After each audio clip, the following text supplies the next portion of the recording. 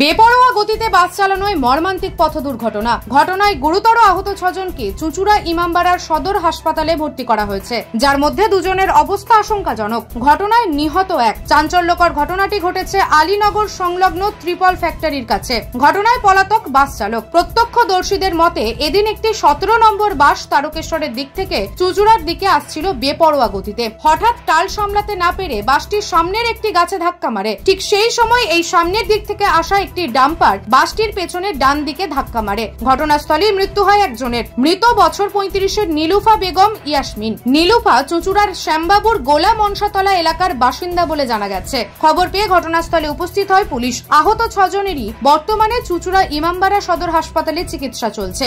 আলীনগরের কাছে ত্রিপল ফ্যাক্টরির সামনে দুর্ঘটনা ঘটেছে, যেটা শুনলাম যখন রাস্তা ছিল বাসটা খুব জোরে আসছিল। 17 নম্বর বাস জোরে এসে গাছে ধাক্কা মেরেছে। তারপর টাল সামলাতে না পেরে ড্যাম্পার ছিল, ড্যাম্পারকে মেরেছে। গুরুতর জখম হয়েছে 6 জন, তার মধ্যে আশঙ্কাজনক অবস্থায় 2 জন ভর্তি রয়েছে। আর 4 জনই মোট 6 জন ভর্তি হয়েছে, 1 জন মারা গেছে এবং খুব মর্মান্তিক ঘটনা ঘটেছে।